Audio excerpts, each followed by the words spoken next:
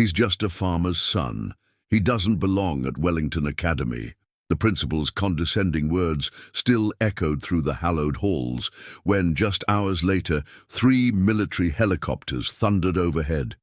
His jaw dropped as decorated officers in full tactical gear marched purposefully toward his office.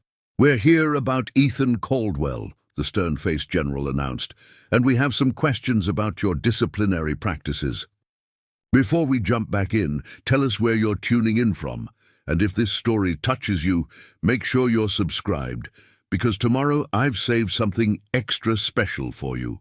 Wellington Academy stood like an imposing fortress against the crisp autumn skyline. Its neo-Gothic architecture and immaculately manicured grounds projected an image of academic superiority and exclusivity that had defined the prestigious boarding school for over 125 years. Wrought iron gates, bearing the school's emblem, a falcon clutching an open book, guarded the entrance along with the Latin motto, Excellentia Per Traditionem, excellence through tradition. For generations, Wellington had educated the children of senators, Fortune 500 executives, and old money dynasties, a point that headmaster Dr. Malcolm Whitmore emphasized during his meticulously orchestrated tours for prospective parents.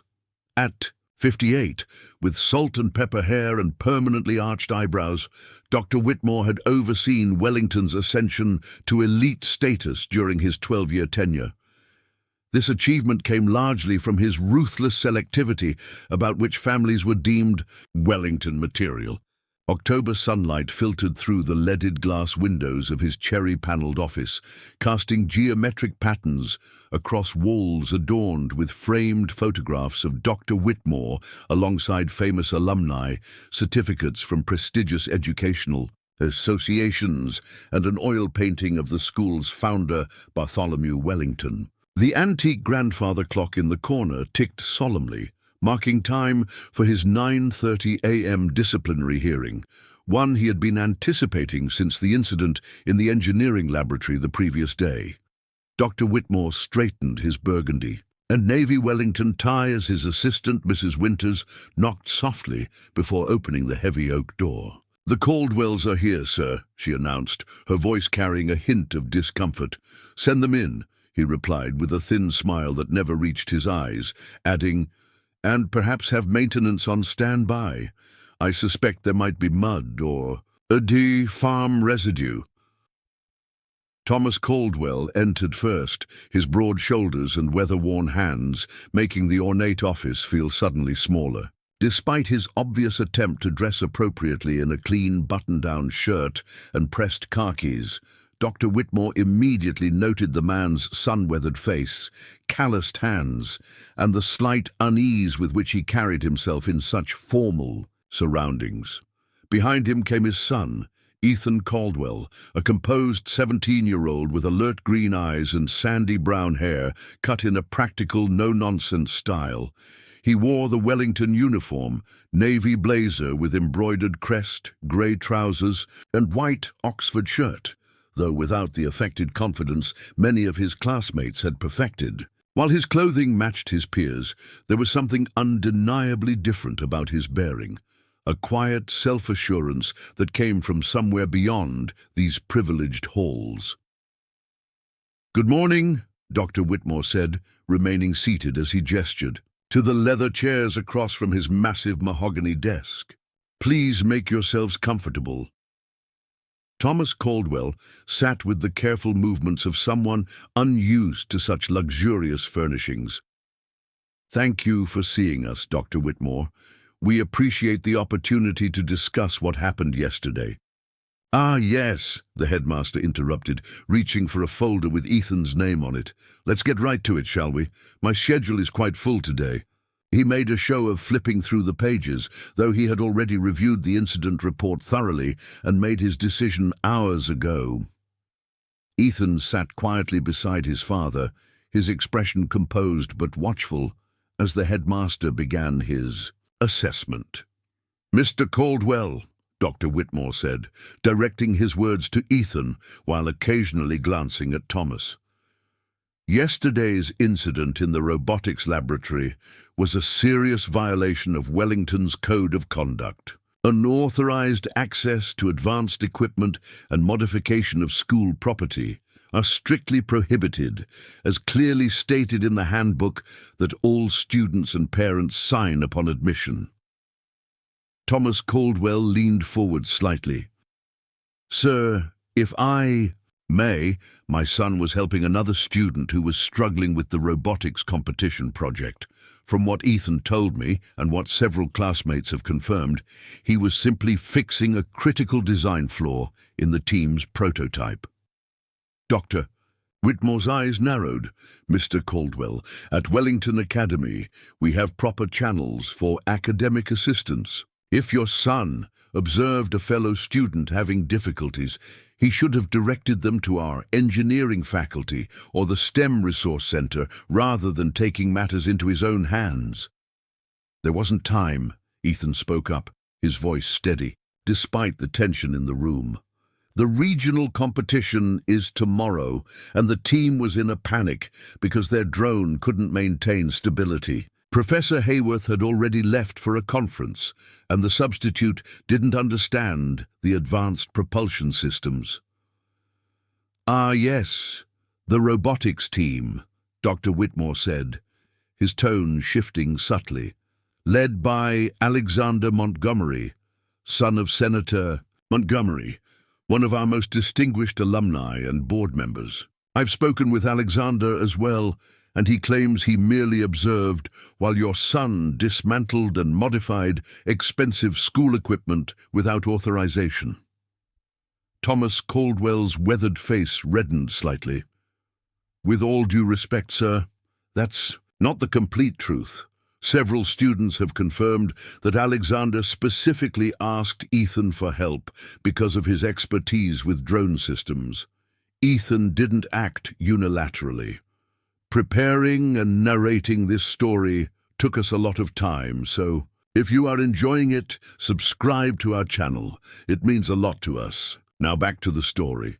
And I have taken those accounts into consideration," Dr. Whitmore said, folding his hands on the desk. "Alexander will receive appropriate guidance for his role in this matter. However, Mr. Caldwell," he looked pointedly at Ethan, "your response was concerning and reflects a fundamental misunderstanding of how academic matters are handled at an institution of Wellington's caliber." Ethan maintained eye contact with the headmaster. "I was simply applying fundamental aerodynamic principles to fix the imbalanced thrust vectors. I didn't permanently alter any equipment.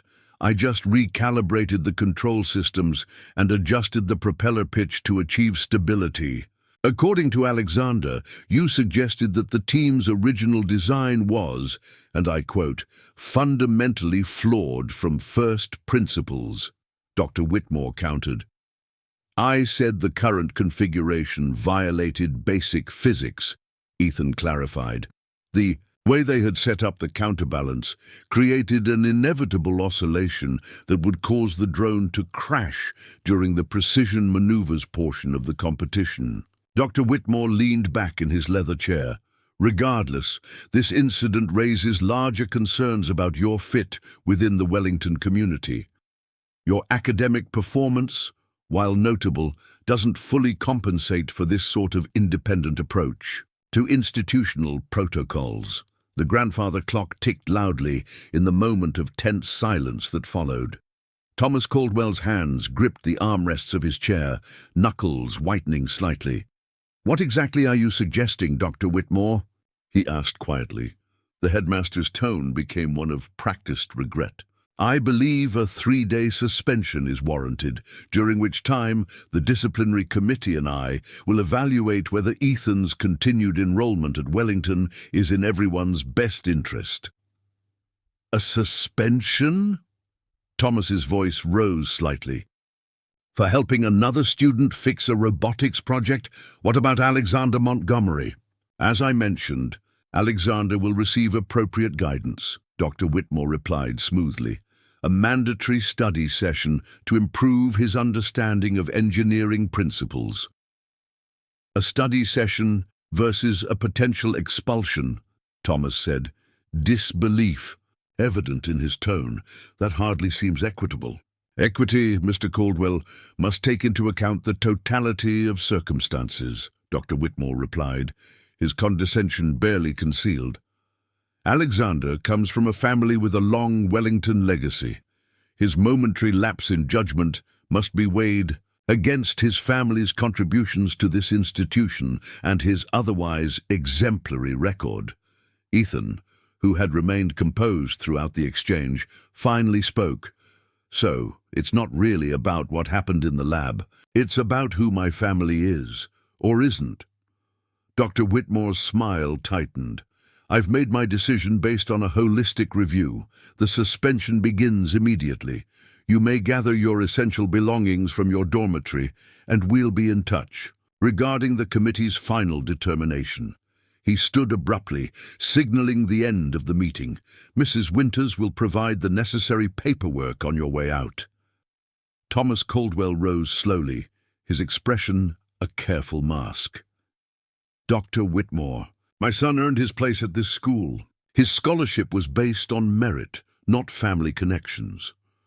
Yes, the Rural Excellence Scholarship Program, Dr. Whitmore replied with a dismissive wave. A commendable initiative, though perhaps we need to reconsider the adaptation period necessary for students from such different backgrounds. The cultural adjustment to Wellington can be challenging for those unaccustomed to our traditions. Ethan stood beside his father, his posture straight, despite the clear dismissal. Thank you for your time, Dr. Whitmore, he said, with remarkable composure. I'll collect my things. As they turned to leave, Dr. Whitmore added, Mr. Caldwell, I suggest using this suspension period to consider whether Ethan might be better served at an institution more aligned with his rural sensibilities. Perhaps the technical high school in your district would be more suitable. Thomas paused at the door, looking back at the headmaster. When my wife returns from active duty next week, we'll discuss all options as a family. Dr. Whitmore gave a dismissive nod. Yes, your wife is in the military, I recall. Well, I'm sure she'll understand the importance of discipline and proper channels of authority. As the door closed behind the Caldwells, Dr. Whitmore returned to his desk with a satisfied sigh, another problem nearly resolved. The scholarship program had been the board's idea, good for public relations and tax benefits, but integrating students from such ordinary backgrounds often proved problematic. Better to redirect them early rather than allow them to disrupt. Wellington's carefully cultivated environment. His intercom buzzed. Dr. Whitmore, Senator Montgomery is on line 1. Perfect timing. He would assure the senator that the situation had been handled appropriately with minimal consequences for Alexander. After all, maintaining relationships with families like the Montgomerys was essential to Wellington's continued prominence. Senator, thank you for calling, he said warmly into the receiver. I've just finished meeting with the Caldwell boy and his father. Rest assured, the matter has been addressed decisively. Outside in the parking lot, Thomas held the door of his well-maintained pickup truck for his son. The truck, while meticulously cared for, was at least 8 years old, a stark contrast to the luxury vehicles filling the visitor spaces. As Ethan climbed in, Thomas noticed his son's rigid posture, the only visible sign of his contained emotions. I'm sorry, Dad, Ethan said quietly as Thomas started the engine. For what? Helping someone who needed it? Thomas shook his head. I'm proud of you, Ethan. But the scholarship. Let's not get ahead of ourselves, Thomas interrupted gently. We'll talk with your mom when she calls tonight. Nothing's decided yet. As they drove away from Wellington Academy, Ethan watched the imposing buildings recede in the side mirror. The opportunity to attend had seemed like a dream come true when he'd earned the full academic scholarship last spring. A chance at the kind of education and connections that could open doors far beyond their small farming community in Cedar Valley. He'd already made up his mind before we walked in. Ethan said finally, breaking the silence. It didn't matter what I said. He sees what he wants to see. Thomas gripped the steering wheel a little tighter. People like Whitmore see what they expect to see. Makes their world simpler. They drove in thoughtful silence as the manicured suburbs gave way to rolling countryside. Fields of corn and wheat stretched out on either side of the highway, ready for the fall harvest. After about 30 minutes, Thomas turned onto a gravel road that led to their property, 60 acres of farmland that had been in the Caldwell family for 3 generations. Their house was modest but well maintained, a 2-story farmhouse with a wide front porch. Behind it stood a red barn and several outbuildings, including a workshop where Ethan had built his first drone at the age of 12. It wasn't grand like Wellington, but it was home, a place where work and character mattered more than pedigree.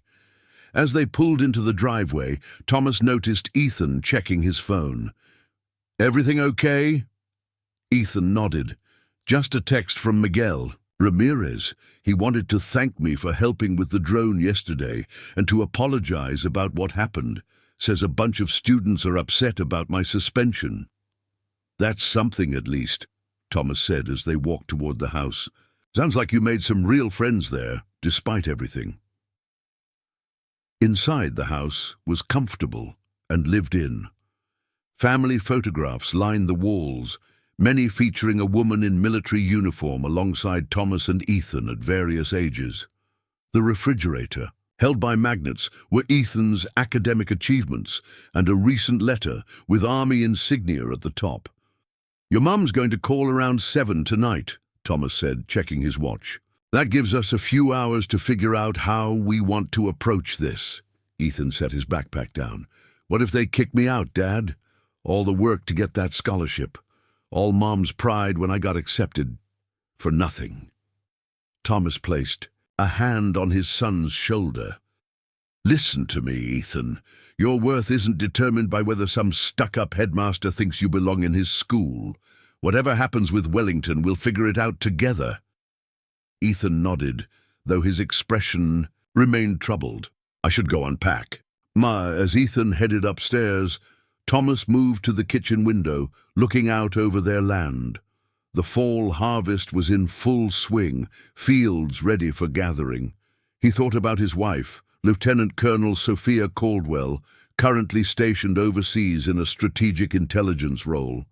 She had risen through Army ranks through sheer determination and brilliance, earning respect in a system that hadn't always welcomed women from rural backgrounds.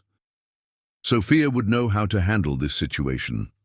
She understood institutions and power dynamics in ways Thomas never had. He glanced at the calendar on the wall. She was due home on leave in just 8 days. Dr. Whitmore had no idea who he was really dealing with. In the barn behind the house, converted partially into an advanced workshop, Ethan sat at his workbench, surrounded by tools, electronic components, and half-assembled drone prototypes. This space had always been his sanctuary, a place where the complex rules of physics and engineering were more comprehensible than the arbitrary social hierarchies of places like Wellington. He picked up a small drone, one of his own design, that had won the state junior engineering competition last year. The achievement that had helped him secure the Wellington scholarship. The irony wasn't lost on him that the very skills that had earned him entry to the school were now the reason for his potential expulsion. His phone buzzed with an incoming message. Expecting more texts from classmates, he was surprised to see it was from Dr. Eliza Chen, his mentor from the summer engineering program at State University. "Ethan, heard about what happened at Wellington. Their loss if they can't recognize exceptional talent. The military research lab where I consult might be interested in your drone stability algorithms. And call me if you want to discuss." Ethan stared at the message, conflicted. Part of him wanted to respond immediately, to grasp at this unexpected opportunity, but another part felt a deep sense of injustice that couldn't be so easily set aside.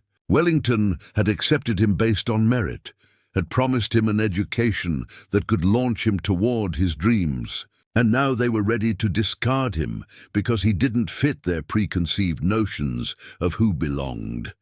Later that evening, as promised, Sophia's video call came through. Despite being halfway around the world in an undisclosed location, her image showed a woman of commanding presence. At 42, Lieutenant Colonel Sophia Caldwell's dark hair was pulled back in a regulation bun, and though she wore standard military fatigues, there was nothing standard about the intelligence in her eyes, or the authority in her bearing. "Hey, you two," she said warmly, her face lighting up at the sight of her husband and son. "How's everything back home?" Thomas and Ethan exchanged glances. "Actually, Mom, there's something we need to tell you," Ethan began, proceeding to explain the entire situation. The incident with the robotics team, the meeting with Dr. Whitmore, and the suspension. Sophia listened without interrupting, her expression growing increasingly serious. When Ethan finished, she was silent for a moment, her military training evident in her measured response. "Let me make sure I understand correctly," she said finally. "You assisted the robotics team with fixing a critical design flaw after being specifically asked for help. You used proper engineering principles, and for this you've been suspended for 3 days with the possibility of expulsion, while the team captain, who happens to be a senator's son, received mandatory study hall." "That's about it," Thomasy confirmed. Dr. Whitmore made it pretty clear that the issue wasn't really what Ethan did. It was more about who he is, or rather, who he isn't. Sophia's expression hardened slightly. "I see." "I'm sorry, Mom," Ethan said. "I know how hard you and Dad worked to help me get that scholarship." "Ethan, look at me," Sophia said firmly. "You have nothing to apologize for. You showed initiative and problem-solving skills by helping peers who needed assistance. That's exactly what your father and I have taught you." Thomas nodded in agreement. "That's what I told him."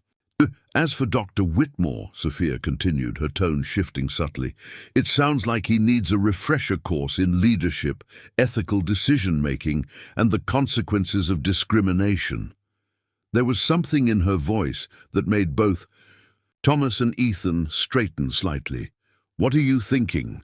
Thomas asked, recognizing his wife's strategic expression. "I'm thinking it's fortunate that my leave got moved up," Sophia replied. "Instead of next week, I'll be arriving tomorrow." "Morning." "Change of orders came through this morning. I was going to surprise you both." Ethan's face brightened. "Really?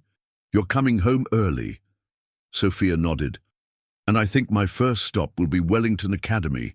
Dr. Whitmore and I need to have a conversation about values, leadership, and the true meaning of excellence." "Sophia," Thomas said cautiously, "what exactly are you planning?" A smile played at the corner of her mouth. "Let's just say Dr. Whitmore has no idea who he's dealing with, and it's time he learned." "Mom," Ethan said, leaning forward, "I don't want special treatment just because you're a lieutenant colonel. That would make me no better than Alexander Montgomery using his father's position." Sophia's expression softened with pride. "That's a principled stance, Ethan, and I respect it. But this isn't about seeking special treatment for you. This is about addressing a pattern of institutional discrimination that affects many students from backgrounds like ours." She shifted slightly, her posture becoming more formal.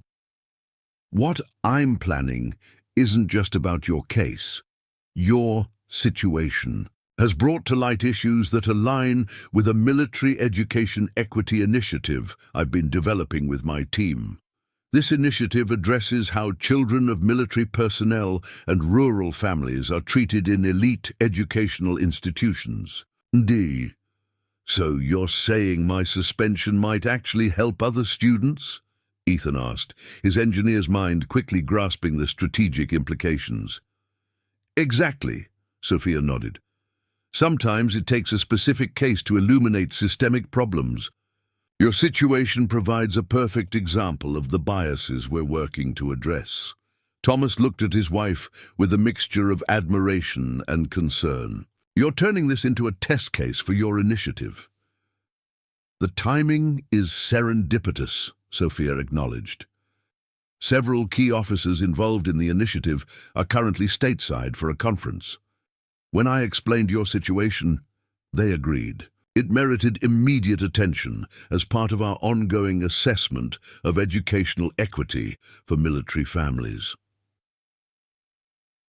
The strategic brilliance of her approach wasn't lost on either Thomas or Ethan. This wasn't about pulling rank or seeking special favors. It was about using a specific instance of injustice to drive broader institutional change. So, what happens tomorrow? Ethan asked, a new determination replacing the dejection he had felt earlier. Tomorrow, Sophia replied with the calm confidence of someone accustomed to command. Wellington Academy learns that actions have consequences beyond their gates, and that true excellence isn't determined by pedigree, but by principles. The following morning, Dr. Whitmore arrived at Wellington Academy earlier than usual. The meeting with the Caldwells had been satisfyingly straightforward, and Senator Montgomery had been appropriately grateful for the headmaster's handling of the situation. With any luck, the disciplinary committee would agree that Ethan Caldwell wasn't Wellington material, and they could redirect those scholarship funds to a more suitable candidate next term. As he entered the administrative building, Mrs. Winters approached with an unusual expression of concern. Dr. Whitmore, there's been a rather unusual call, she said, her voice lower than normal. Someone from the Department of Defense contacted the school regarding Ethan Caldwell's suspension. Dr. Whitmore stopped mid-stride. The Department of Defense? That's absurd. Why would they involve themselves in a routine disciplinary matter? I'm not entirely sure, sir, but they specifically mentioned an official visit this morning to discuss, and I quote, equity in educational disciplinary practices as they relate to military families. Military families? Dr. Whitmore repeated, baffled. Oh, the mother is in the army or some such thing. Probably some mid-level officer trying to throw around what little weight she has. Nothing to be concerned about. Mrs. Winters hesitated. Sir, they mentioned a delegation would be arriving by helicopter. They've requested permission to use the athletic field as a landing zone. Helicopter, Dr. Whitmore scoffed. This is getting ridiculous. Deny the request, Mrs. Winters. Tell them to use proper channels through our legal department if they have concerns about school disciplinary policies. I already tried, sir, Mrs. Winters replied, her discomfort growing. The woman I spoke with, a Colonel Madison, said the visit had been cleared through the Governor's office and the State Board of Education as part of a new initiative regarding military families' educational rights. She was quite insistent. Dr. Whitmore's confident expression faltered slightly. The Governor's office? That can't be right. There's more, sir, Mrs. Winters continued. Chairman Donovan from the Board of Trustees called.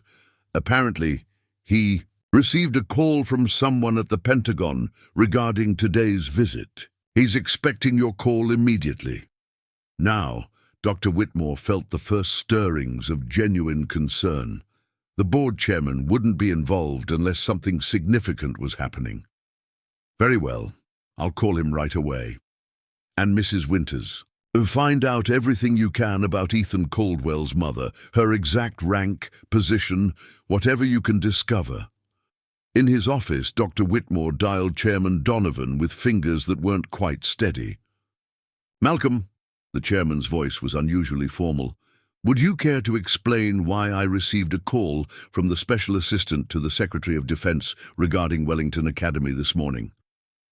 I'm as confused as you are, sir, Dr. Whitmore replied, struggling to maintain his composure. Apparently, it relates to a routine disciplinary matter involving a scholarship student, nothing that warranted outside involvement. "That's not how it was characterized to me," Chairman Donovan replied coolly. "I was informed that Wellington is being included in a high-profile assessment of educational equity for military families, prompted by a case that potentially demonstrates discriminatory practices. The delegation arriving this morning includes several high-ranking officers and an education policy advisor to the President." Dr. Whitmore felt the blood drain from his face. "Sir, there must be some mistake. The student in question, Ethan Caldwell, was suspended for unauthorized modification of school equipment. It was a straightforward disciplinary decision." "Was Senator Montgomery's son involved?" Chairman Donovan asked sharply. "Well, yes, but... And did Montgomery's son receive equal consequences?" Dr. Whitmore faltered. "The circumstances were different, sir. The Montgomery family has a long history with Wellington, and Alexander's actions were less severe than—" "Malcolm," Chairman Donovan interrupted, his voice hardening. "Do you have any idea who Sophia Caldwell is?" "She's in the military, some sort of officer, I believe," Dr. Whitmore replied, increasingly uncomfortable. "Lieutenant Colonel Sophia Caldwell is the Deputy Director of the Joint Artificial Intelligence, Zenta's Strategic Initiatives Division," Chairman Donovan said slowly. "She's one of the leading experts in defense technology integration, has the ear of the Joint Chiefs on matters of technological readiness, is currently leading a multinational AI security cooperation effort that was featured in national security briefings, and she happens to serve on the President's Commission on STEM education for military families." The chairman's words fell like stones in the suddenly silent office. I had no idea," Dr. Whitmore stammered. "Clearly," Chairman Donovan replied dryly, "and now, thanks to your handling of this situation, Wellington Academy is going to be the centerpiece of a federal review of disciplinary practices affecting military dependents in private educational institutions. The delegation arriving this morning will include General Harrison, the chairman of the Military Family Education Commission, along with Lieutenant Colonel Caldwell herself, who is apparently returning from deployment specifically to address this matter." Dr. Whitmore sank into his chair. "What should I do?" "Fix this, Malcolm," Chairman Donovan said firmly, "before those helicopters land on our athletic field. Because if this becomes a media spectacle, your position as headmaster will be the least of our concerns." Then, as the call ended, Mrs. Winters entered with a tablet in hand, her expression grim. "Sir, I found some information about Lieutenant Colonel Sophia Caldwell." She placed the tablet on his desk, displaying a Department of Defense press release with a photograph of a distinguished-looking woman in full military dress uniform, adorned with numerous medals and commendations. The caption identified her as Lieutenant Colonel Sophia Caldwell, recently appointed to the President's Commission on STEM education for military families and recipient of the Defense Superior Service Medal for her leadership in Operation Digital Shield. "There's more, sir," Mrs. Winters continued, scrolling to another article. "She has a master's degree from MIT and a PhD in artificial intelligence and national security from Georgetown. Before her current position, she served as a technological advisor to NATO and led the Army's Advanced Drone Development Program." Dr. Whitmore stared at the image, the magnitude of his miscalculation becoming painfully clear. This was not some low-ranking officer he could dismiss. This was someone with power, connections, and apparently the motivation to use both. "And sir," Mrs. Winters added hesitantly, "the Caldwell family has just been informed that their suspension appeal has been expedited for review by the state's Department of Education with a special dispensation from the governor's office." Dr. Whitmore looked up sharply.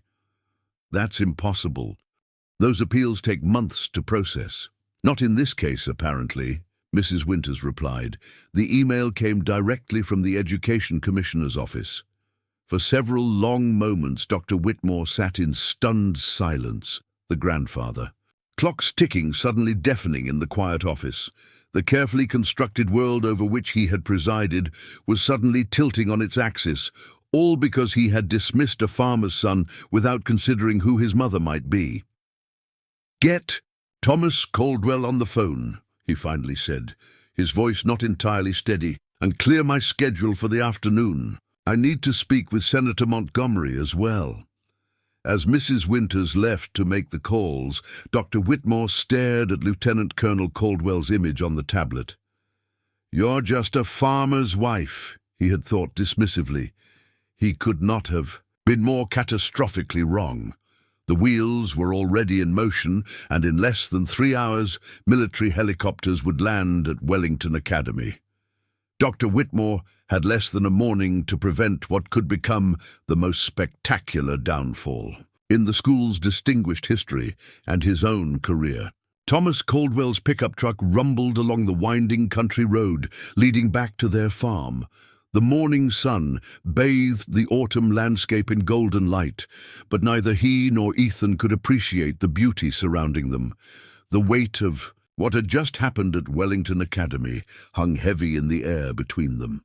"You know," Thomas finally said, breaking the silence, "your grandfather faced something similar when he first bought our land. The bank manager didn't think a man without formal education could manage a sophisticated agricultural operation.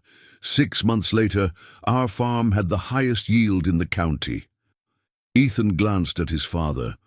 What did Grandpa do to change their minds? "He didn't focus on changing their minds," Thomas replied thoughtfully. "He focused on proving them wrong through his actions. Success is the most eloquent response to doubt." These words resonated with Ethan as they pulled onto the gravel driveway of their homestead. The 60-acre Caldwell farm spread out before them, rows of harvested cornfields, the red barn standing sentinel against the clear blue sky, and the modest 2-story farmhouse that had sheltered 3 generations of their family. As they stepped onto the porch, Ethan's phone buzzed with a notification. It was a message from the Wellington Academy robotics team's group chat. "Drone testing. Failed again. Without Ethan's modifications, we're back to square one. Competitions tomorrow. Anyone have ideas?" Several responses followed. "This is so unfair. Ethan fixed it perfectly. Montgomery keeps insisting his design is correct. Won't listen to reason. Should we tell Judge Hayes about what really happened?" Ethan showed the messages to his father, who raised an eyebrow in surprise.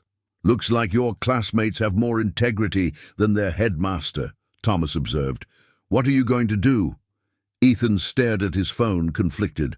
"I want to help them. It's not the team's fault that Alexander and Dr. Whitmore are playing politics, but if I get involved again..." "Sometimes standing on the sidelines hurts more than taking a risk," Thomas said, unlocking the front door. "But whatever you decide, I'll support you." Inside, the house felt unusually quiet without Sophia's presence. Though her military career kept her away for months at a time, her influence permeated every corner of their home, from the precisely organized kitchen to the framed articles about her work in military technology that lined the hallway. Ethan wandered into his father's study, drawn to the wall of family photographs. His eyes lingered on one taken 3 years ago at his mother's promotion ceremony. Lieutenant Colonel Sophia Caldwell stood proud in her dress uniform, her hand resting on 14-year-old Ethan's shoulder. Even then, before Wellington, before the scholarship, there had been a quiet determination in his eyes that mirrored his mother's. "She always said you inherited her stubborn streak," Thomas remarked, joining Ethan in the study, "and my hands-on approach to problem-solving." "What would Mom do in this situation?" Ethan asked, tracing the outline of his mother's image with his finger. Thomas considered this question carefully. "Your mother believes that systems only change when someone has the courage to challenge them. But she also believes in strategic thinking, not just reacting emotionally." but planning several moves ahead. This insight sparked something in Ethan.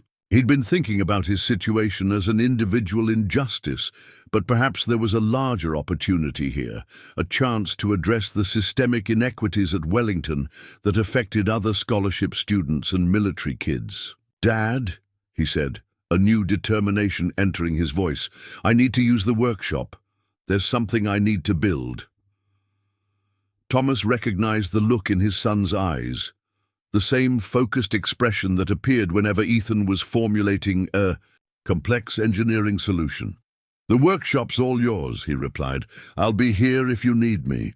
In the converted barn that served as Ethan's engineering laboratory, tools of all kinds lined the walls, from traditional wrenches and saws to 3D printers and soldering stations. A large whiteboard covered one wall, filled with equations and design sketches. This space had been Ethan's sanctuary long before Wellington Academy entered their lives, the place where his natural talents had blossomed without judgment or artificial constraints.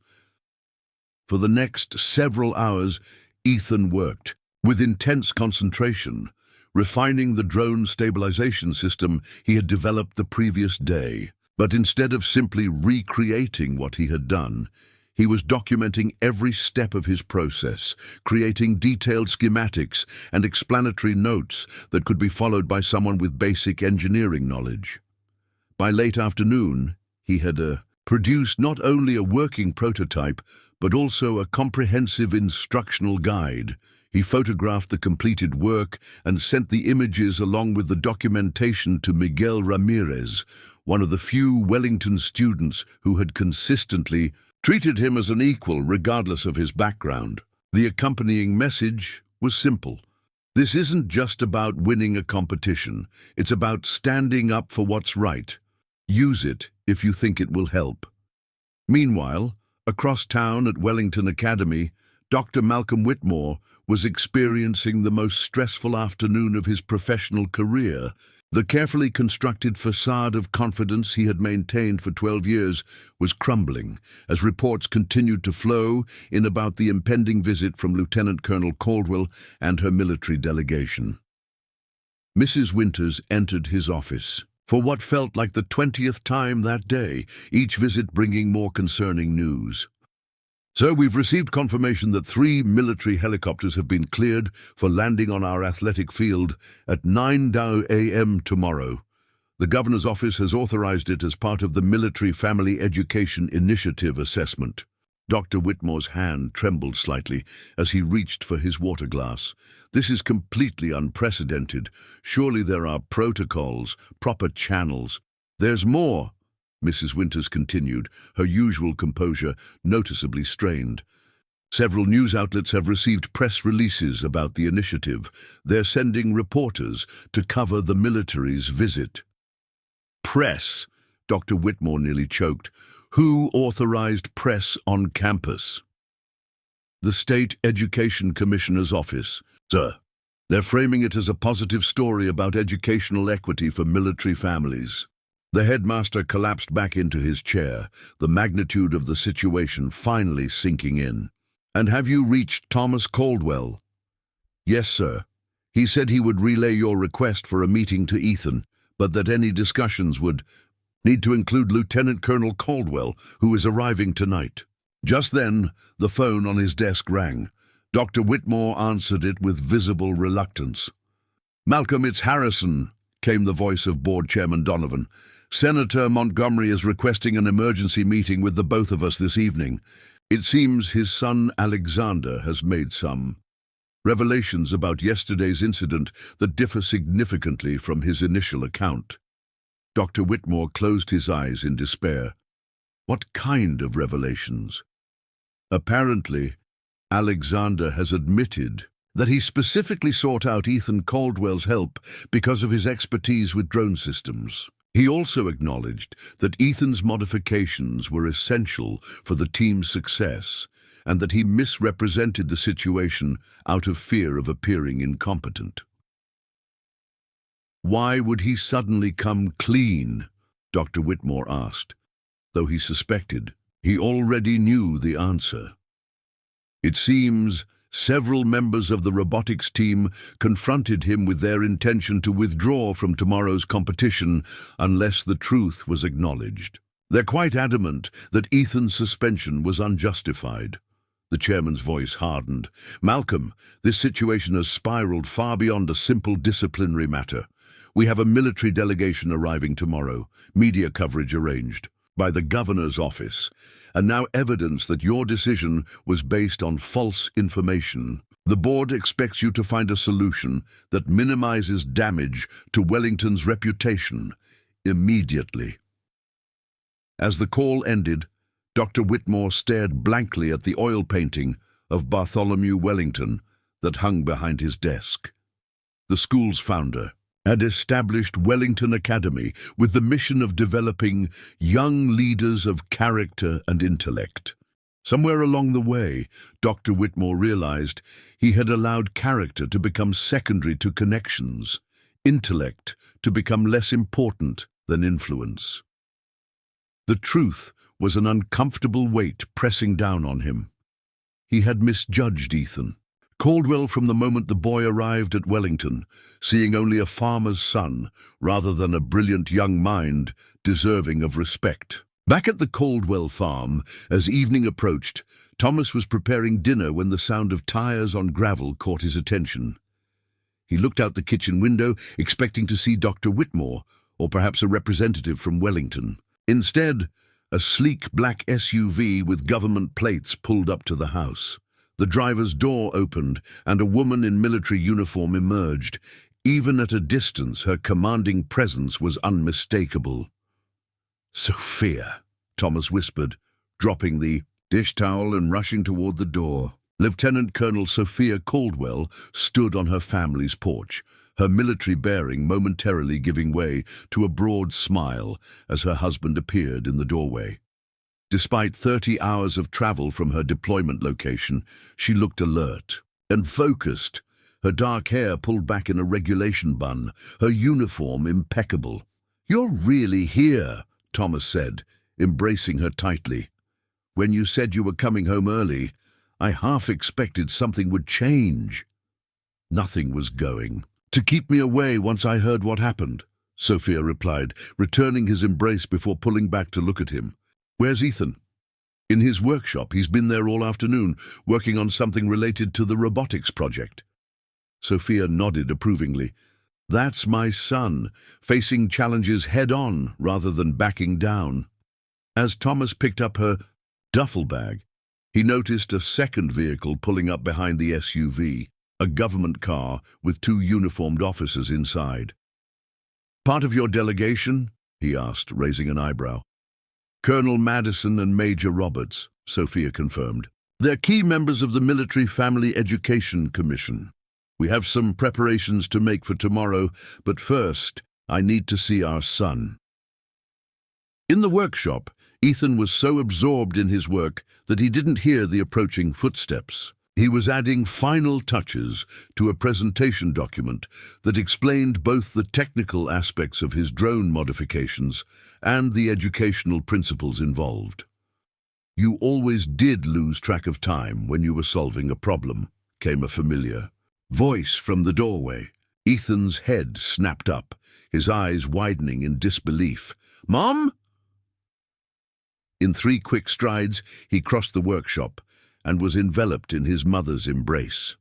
For a moment, he was no longer a Wellington Academy student or a brilliant young engineer, but simply a 17-year-old boy who had missed his mother desperately.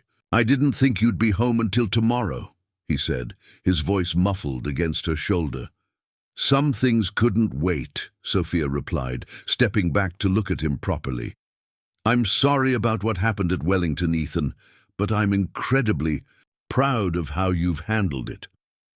She glanced at his workbench, taking in the drone prototype and the extensive documentation surrounding it. "What's all this?" "Plan B," Ethan explained, gathering his composure. "The robotics team is still struggling with the drone stability issue. I've created comprehensive instructions so they can implement the solution themselves without technically involving me. Miguel's going to introduce it as a collective team effort. Sophia studied the materials, impressed by both the technical sophistication and the clarity of the explanations. You found a way to help them succeed while respecting the rules. That shows true leadership, Ethan. Her son's expression turned serious. Dad said you're planning some kind of intervention at Wellington tomorrow. I appreciate you standing up for me, but I don't want special treatment just because you're Lieutenant Colonel Caldwell. That's not what this is about, Sophia assured him, pulling up a stool and indicating for him to sit beside her. Your situation has highlighted an issue that's been on our radar for some time: how children of military personnel and scholarship students from rural backgrounds are treated in elite educational institutions. She activated a tablet she had brought with her, displaying a document titled Military Family Education Equity Initiative. This initiative has been in development for months. We've documented patterns of discrimination against military dependents and scholarship recipients across multiple prestigious schools. Your experience at Wellington isn't an isolated incident. It's part of a systemic problem that needs addressing. Ethan reviewed the document with growing understanding. So you're using my case as an example. With your permission, Sophia nodded. Your situation presents a perfect illustration of the issues we're targeting: disparate disciplinary standards based on family background, failure to recognize the unique skills that students from non-traditional backgrounds bring to these institutions, and the lack of support systems for students whose parents may be deployed or whose family dynamics differ from the norm. For the first time since his suspension, Ethan felt a sense of purpose replacing his frustration. This wasn't just about him getting fair treatment. It was about creating change that could benefit countless students facing similar bias. What exactly will happen tomorrow? He asked, his engineer's mind already analyzing possibilities and outcomes. A delegation from the Military Family Education Commission will conduct an official assessment of Wellington's policies and practices, Sophia explained. This will include reviewing your case, but also examining broader patterns in how the school handles disciplinary matters, supports diverse students, and addresses equity concerns. She smiled slightly. The helicopters are partly optics, partly logistics. We need to transport the full delegation. And yes, I'll admit, the dramatic entrance serves a strategic purpose. Sometimes institutions need a wake-up call before they're willing to engage in meaningful change. And Dr. Whitmore? Ethan asked, thinking of the headmaster's dismissive attitude. Dr. Whitmore will have an opportunity to demonstrate whether he's capable of growth and adaptation, Sophia replied, diplomatically. How he responds will determine his future at Wellington far more than any action we might take. As they talked, Thomas appeared in the doorway. Sorry to interrupt, but Dr. Whitmore has called 3 times in the last hour. He's requesting an urgent meeting with all of us this evening. Sophia and Ethan exchanged knowing glances. It seems the headmaster is experiencing a change of heart, Sophia observed dryly. What do you think, Ethan? Should we meet with him tonight or let him wait until tomorrow? Ethan considered the question seriously. Part of him wanted Dr. Whitmore to sweat overnight, to experience even a fraction of the anxiety he had felt when his future at Wellington was threatened. But another part recognized that true leadership meant rising above petty retribution. We should meet with him, he decided finally, not for his sake, but because it's the right thing to do. If there's an opportunity to resolve this constructively, before it becomes a public spectacle, we should take it. Sophia's expression filled with pride. That's a mature decision. And a strategic one. It gives us the moral high ground while still maintaining leverage. As they prepared to leave for Wellington, Colonel Madison approached with an update. Lieutenant Colonel, we've received word that Senator Montgomery and his son are also requesting to be present at this meeting. Apparently, Alexander has come forward with the full story about the robotics incident. This news surprised all three Caldwells. Alexander Montgomery had been the catalyst for Ethan's suspension, his misrepresentation of events providing Dr. Whitmore with the pretext needed to enforce his biased disciplinary action. "Should we allow it?" Thomas asked, looking to his wife and son. Ethan nodded firmly. "Yes, if Alexander is ready to tell the truth, he deserves the chance. This isn't about punishing him, it's about creating accountability and moving forward, constructively." The drive to Wellington Academy that evening was markedly different from the tense journey Ethan and Thomas had made that morning. With Sophia in the passenger seat of Thomas's pickup truck and the government vehicles following behind, there was a sense of balanced power that had been absent during their earlier visit. Wellington's campus was eerily quiet as they arrived, most students having returned to their dormitories for evening study hours. The administration building, however, was fully illuminated, its stately facade now seeming less imposing and more like a stage set awaiting the final act of a dramatic production. Mrs. Winters met them at the entrance, her usual composure noticeably strained. "Lieutenant Colonel Caldwell," she greeted Sophia with a respectful nod. "Dr. Whitmore is waiting in the conference room with Chairman Donovan, Senator Montgomery, and Alexander." As they followed her through the hallways, Ethan noticed subtle changes in how he was perceived. Staff members who had previously looked through him now watched with undisguised curiosity. Even Mrs. Winters, who had always been politely distant, treated him with a new respect that went beyond his mother's rank. The conference room door opened to reveal a tableau that would have been unimaginable just hours earlier. Dr. Whitmore sat at the head of the table, his usually imperious demeanor replaced by barely concealed anxiety. Chairman Donovan occupied the chair to his right, his expression gravely concerned. Senator Montgomery, a distinguished man in his early 60s, sat opposite with Alexander beside him, the teenager looking uncharacteristically subdued. "Lieutenant Colonel Caldwell," Chairman Donovan rose to greet them. "Thank you for agreeing to this meeting. I believe we have much to discuss regarding recent events." Sophia, now fully in her professional mode, nodded curtly. "Indeed we do, Chairman. I appreciate the opportunity for dialogue before tomorrow's official assessment." The subtle emphasis on official assessment sent a visible ripple of discomfort through Dr. Whitmore. He cleared his throat nervously. "Lieutenant Colonel Caldwell, Mr. Caldwell, Ethan," he began, forcing himself to make eye contact with each of them. "I want to express my sincere regret for how this situation has been handled. It appears there were misunderstandings about the events in the robotics laboratory." Alexander Montgomery straightened in his chair. "It wasn't a misunderstanding," he said, his voice quiet but clear. "I lied about what happened. Ethan didn't modify the equipment without permission.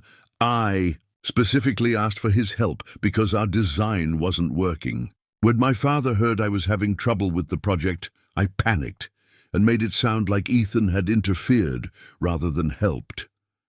Senator Montgomery placed a steadying hand on his son's shoulder.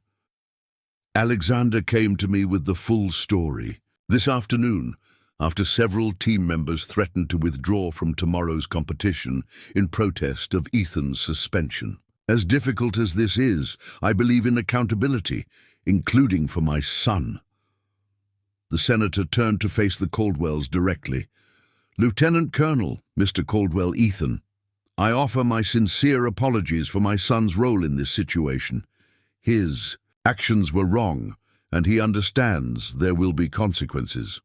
This unexpected accountability from the Montgomerys shifted the energy in the room. What had been positioned as a confrontation was evolving into something more constructive, an opportunity for genuine resolution rather than mere damage control. Dr. Whitmore, sensing the changing dynamics, attempted to regain control of the narrative. In light of this new information, I've decided to immediately rescind Ethan's suspension and remove any mention of disciplinary action from his record. We at Wellington value truth and integrity above all else. The statement was so at odds with his earlier behavior that Ethan had to suppress a disbelieving laugh. But it was Sophia who responded, her military training evident in her measured tone. Dr. Whitmore, while I appreciate the gesture, I think we need to address the underlying issues that allowed this situation to develop in the first place. Ethan's experience points to concerning patterns in how Wellington handles disciplinary matters, particularly when they involve scholarship students or children from military families. She placed a folder on the table containing the Military Family Education Initiative documentation. Our commission has been tracking similar cases across multiple institutions. The disparities in how students are treated based on family background, financial status, or parental occupation represent a significant equity concern. Chairman Donovan reached for the folder, reviewing its contents with growing solemnity. These findings are troubling, Lieutenant Colonel. I can assure you that such disparities do not align with Wellington's founding principles, and yet they persist, Sophia countered. Tomorrow's assessment will provide Wellington with an opportunity to demonstrate its commitment to addressing these issues constructively. We're not interested in punitive measures. Our goal is to help institutions develop more equitable practices that benefit all students. Dr. Whitmore, realizing that simply rescinding Ethan's suspension would not be sufficient to avert tomorrow's very public examination of his leadership, attempted a new approach. Perhaps, he suggested, his voice strained with false enthusiasm, Wellington could serve as a pilot school for your initiative. We could implement new protocols for disciplinary review, create support systems for military dependents, perhaps even establish a special scholarship fund. The transparent attempt to convert crisis into opportunity was not lost on anyone in the room, but Sophia recognized that self-interest could still serve a greater good if properly channeled. That possibility exists, she acknowledged, but it would require genuine commitment to institutional change, not just cosmetic adjustments to avoid negative publicity. Throughout this exchange, Ethan had remained silent, observing the dynamics with keen attention. Now, sensing a moment to contribute meaningfully, he spoke up. "If I may," he said, addressing the entire group. "What happened to me isn't important in isolation. What matters is ensuring that other students don't face similar discrimination. I came to Wellington because I believed it represented excellence in education. That should mean excellence for everyone, not just those from certain backgrounds." His words, delivered without rancor, but with clear conviction, resonated with unexpected power. Here was a 17-year-old displaying more wisdom and perspective than many of the adults in the room, demonstrating precisely why he deserved his place at Wellington, regardless of his background. Chairman Donovan turned to Ethan with newfound respect. "Well said, young man. And what would you consider an appropriate resolution to this situation?" Ethan considered the question carefully before responding. 3 things. First, transparency.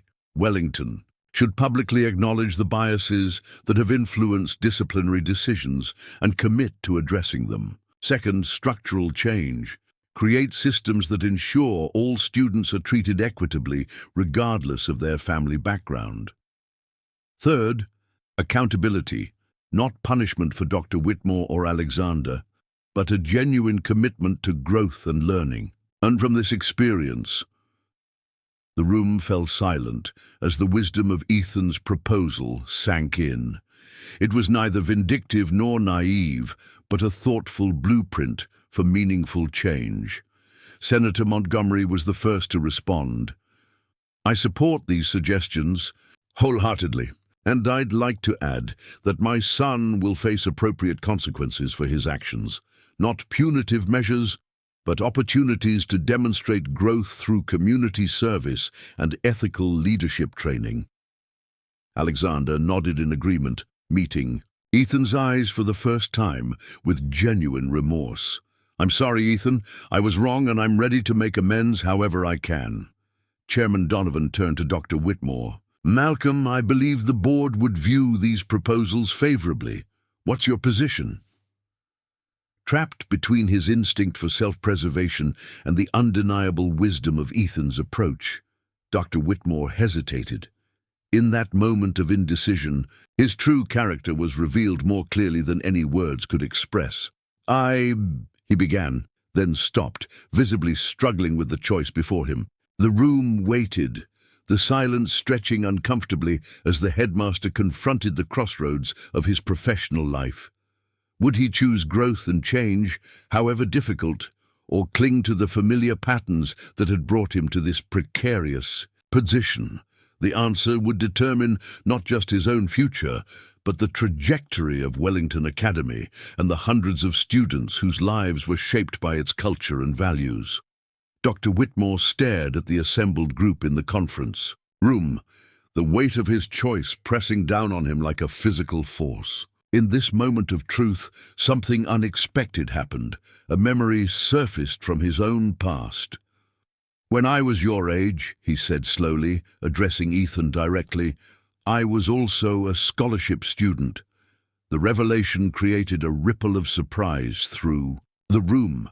This was not common knowledge at Wellington. My father was a postal worker, my mother a librarian. I hid that fact for decades, cultivated the right accent, the right connections. His voice grew quieter. Somewhere along the way, I became what I once resented, someone who judged others based on background rather than merit.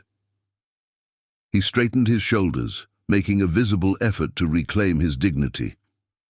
"I accept your proposal, Mr. Caldwell. Wellington Academy will implement all three of your suggested reforms, beginning immediately, and I will personally lead the effort to examine and rectify our institutional biases." The sincerity in his voice was unmistakable.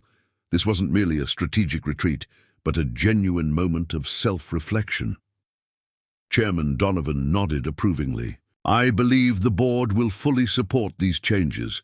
And Lieutenant Colonel Caldwell, would these measures satisfy the requirements of your military family education initiative?"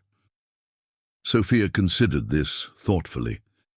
"They would represent an excellent starting point. If Wellington is serious about becoming a model for educational equity, we would be prepared to work collaboratively rather than adversarially toward that goal." "Then perhaps," Senator Montgomery suggested, "tomorrow's visit could be reframed as the launch of a positive partnership rather than an investigation, a joint announcement of Wellington's commitment to leading educational reform." This elegant solution offered everyone a path forward that preserved dignity while still ensuring accountability. The tension in the room visibly dissipated as a constructive resolution took shape. "I think that would be appropriate," Sophia agreed, "provided that the commitments made tonight are formalized and transparent." As the adults worked out the details of the agreement, Ethan found himself face to face with Alexander Montgomery. "I really am sorry," Alexander said quietly. "I was jealous of how easily you solved problems that stumped me, even though I've had every advantage. It was easier to tear you down than to admit I needed help." Ethan studied the other boy thoughtfully. "Engineering has taught me that failure is just information. It tells you what doesn't work, so you can find what does. Maybe you should try looking at this situation the same way." Alexander considered this perspective with genuine interest. "I've never thought about it like that. Does that apply to people too, not just machines?" "Especially to people," Ethan replied, My dad always says that character is built through challenges, not comfort. Maybe this is your chance to build something new." A tentative understanding formed between the two young men, not quite friendship yet, but a foundation of respect that might grow into something meaningful over time. As the meeting concluded with handshakes and shared commitments, Ethan found himself standing between his parents, watching as Dr. Whitmore, Chairman Donovan, and Senator Montgomery outlined the logistics for tomorrow's announcement. "Are you disappointed?" Thomas asked quietly. "That there won't be a dramatic helicopter landing and public reckoning?" Ethan shook his head. "This is better. Real change doesn't usually happen through dramatic confrontations. It happens through difficult conversations and genuine commitments to do better." Sophia squeezed his shoulder proudly. "That's wisdom beyond your years, Ethan. The most important victories aren't the ones that humiliate others. They're the ones that elevate everyone." As they left Wellington that evening, the campus looked different to Ethan. Not because the buildings or grounds had changed, but because his relationship to them had transformed. He wasn't an outsider seeking acceptance anymore. He was a catalyst for positive change, someone whose presence had already made Wellington a better institution. The following morning dawned clear and bright, a perfect October day. Instead of 3 military helicopters descending on the athletic field, a more measured but no less significant event unfolded on Wellington Academy's campus. Lieutenant Colonel Sophia Caldwell arrived in full-dress uniform, accompanied by her delegation from the Military Family Education Commission. They were greeted with formal respect by Dr. Whitmore, Chairman Donovan, and the entire Board of Trustees. News cameras captured the handshakes and cordial exchanges as what might have been an adversarial investigation transformed into a collaborative partnership. In the Wellington Auditorium, filled to capacity with students, faculty, and press, Dr. Whitmore stood at the podium, a changed man from the dismissive headmaster who had suspended Ethan just 24 hours earlier. "Today marks a turning point in Wellington Academy's 125-year history," he began, his voice carrying new humility and determination.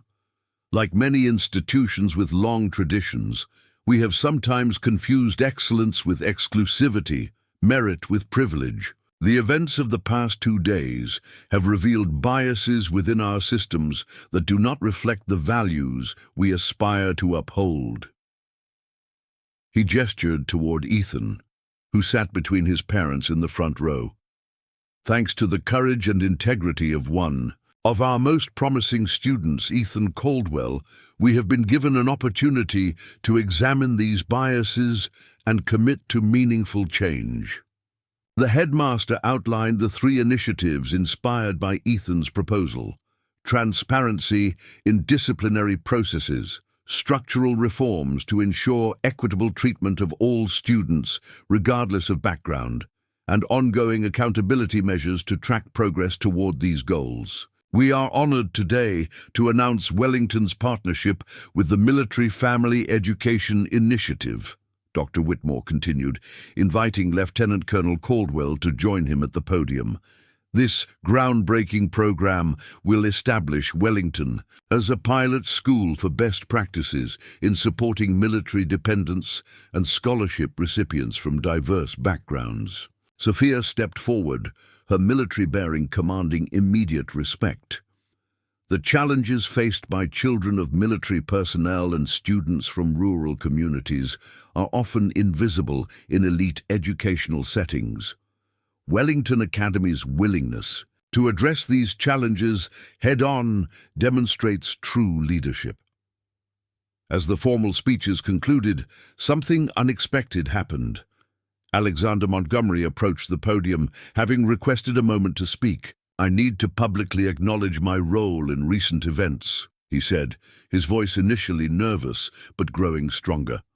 "I misrepresented what happened in the robotics lab because I was threatened by Ethan Caldwell's abilities. My actions led to his unjust suspension."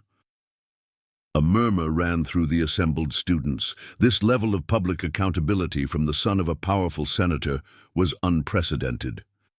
Ethan didn't just fix our drone, Alexander continued.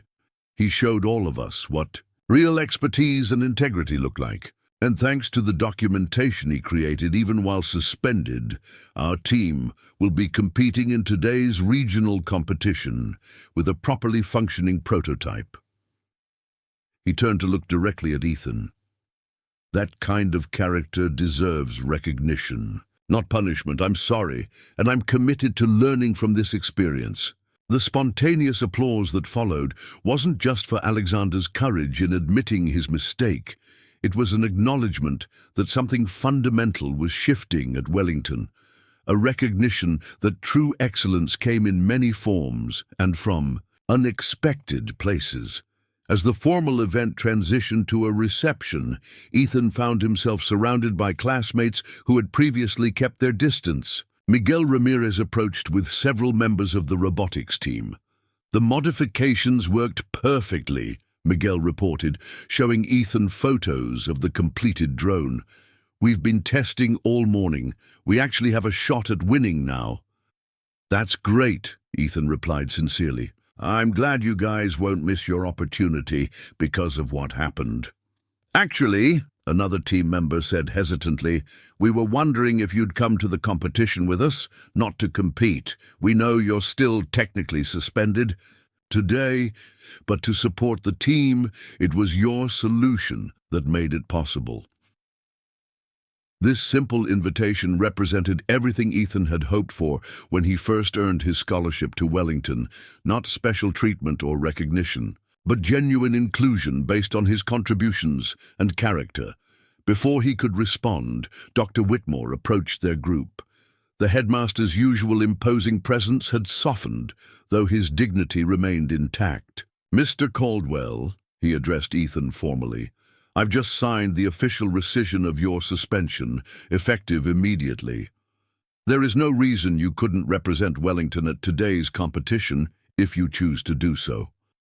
Ethan glanced at his parents, seeking their input. Thomas nodded encouragingly, while Sophia gave him the slight smile that always meant, this is your decision to make. Thank you, Dr. Whitmore, Ethan replied. I'd be honored to join the team today. As the reception continued, Chairman Donovan engaged Thomas in conversation about the Caldwell farm, showing genuine interest in agricultural innovation rather than condescension. Meanwhile, Sophia found herself surrounded by faculty members, eager to discuss how Wellington could better support students during parental deployments. The atmosphere had transformed so completely that Ethan found himself momentarily disoriented. Was this the same institution that had so casually dismissed him just yesterday? The same people who had judged him as unworthy based solely on his background? The answer, he realized, was both yes and no. The structures were the same, but perspectives had shifted. And that shift, however catalyzed by the threat of helicopters and media exposure, represented real opportunity for lasting change. Later, that afternoon, the Wellington Academy robotics team gathered in the engineering lab, preparing for their departure to the regional competition. Ethan, now officially reinstated, was reviewing the final calibrations with Alexander and Miguel. The thrust vectors are perfectly balanced now, Miguel observed, running a diagnostic on the drone's control systems. How did you figure out the counterbalance issue so quickly yesterday? Ethan shrugged modestly. I've been building drones since I was 12. My workshop at home doesn't have fancy equipment, so you learn to understand the fundamental principles rather than relying on perfect components. Alexander, who had been quietly observing, spoke up. That's what I've been missing. I've had access to the best technology and training, but I've never had to truly understand the underlying physics, because the advanced systems usually compensate automatically. This insight represented growth far more significant than any technical knowledge. It was recognition that privilege could sometimes become a limitation rather than an advantage, shielding people from the very challenges that build deeper understanding. "Maybe over break you could visit our farm," Ethan suggested, surprising himself with the spontaneous invitation. "I could show you how we build systems with limited resources. It's a different approach to engineering, more hands-on, less theoretical." The excitement that flashed across Alexander's face was genuine. "I'd like that. And maybe someday you could visit my father's technology lab in DC.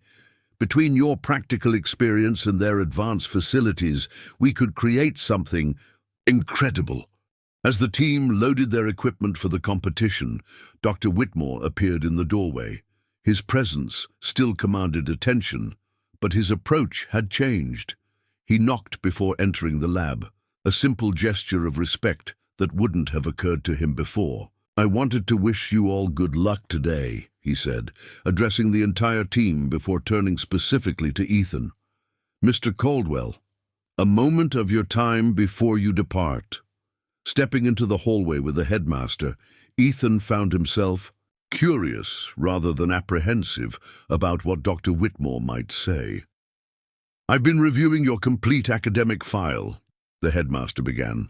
"Not just your grades, which are exemplary, but your project history, recommendation letters, and external competition results." He seemed momentarily uncomfortable, choosing his next words with care. "It's clear that I failed to recognize the exceptional talent and character you bring to Wellington. That was my loss, and the school's, not yours. The admission clearly cost the proud man something, which made it all the more meaningful. I want to offer you the opportunity to join an advanced engineering mentorship program we're establishing. In partnership with MIT, your work in drone systems is precisely the kind of innovation the program aims to foster." This was not a consolation prize or an attempt to buy forgiveness. It was a genuine recognition of Ethan's abilities, offered with newfound respect. "I appreciate that, Dr. Whitmore," Ethan replied. "I'd like to learn more about the program. When we return from the competition," the headmaster nodded, understanding that trust would need to be rebuilt gradually. "Of course. And perhaps your mother might consult on the technology security aspects of the program. Her expertise would be invaluable." As Ethan rejoined his team, he carried a new understanding about leadership and change. Sometimes transformation came through dramatic confrontations, helicopters landing on athletic fields, public exposures of wrongdoing. But the most meaningful changes often happened in these quieter moments of reflection and recommitment, when people found the courage to acknowledge mistakes and choose a different path forward. The Wellington Academy bus departed for the regional robotics competition with a team that had been fundamentally transformed in just 24 hours. No longer divided by background or privilege, they were united by a shared purpose and newfound respect for diverse perspectives and experiences. From the parking lot, Sophia and Thomas watched the bus pull away, their son visible through the window, deep in conversation with teammates who now valued his contributions. "You know," Thomas reflected, "when I called you yesterday, I expected you to arrive with helicopters blazing, ready for battle." Sophia smiled, slipping her hand into his. "I was prepared for that outcome if necessary. The helicopters were fueled and waiting. Sometimes the show of force is needed to create the space for dialogue. But the best victories are the ones where everyone grows, not just where someone wins." Thomas squeezed her hand, his weathered, farmer's grip matching her soldier's strength. He navigated this better than either of us could have guided him, found a way to stand up for himself without tearing others down.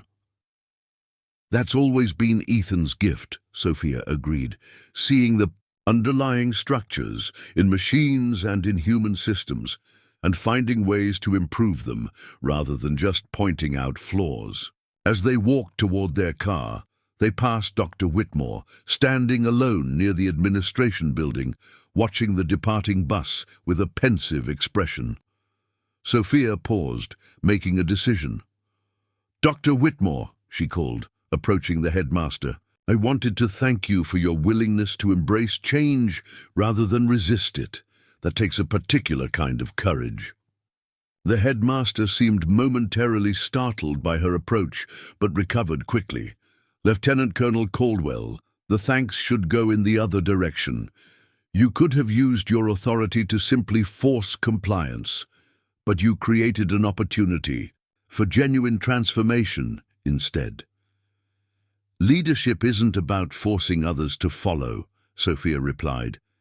"It's about creating conditions where people can discover better paths themselves." Thomas joined them, extending his hand to the headmaster in a gesture of reconciliation. "Wellington is fortunate to have a leader willing to learn and adapt. Not everyone can look beyond their own pride to see a better way forward."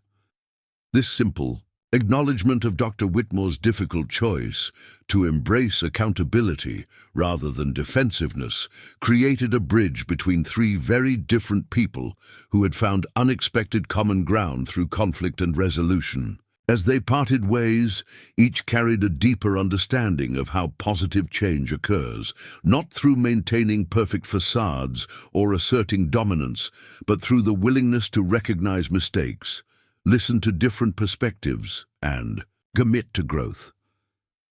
Later that evening, as golden autumn twilight settled over the Wellington campus, the robotics team bus returned from the regional competition.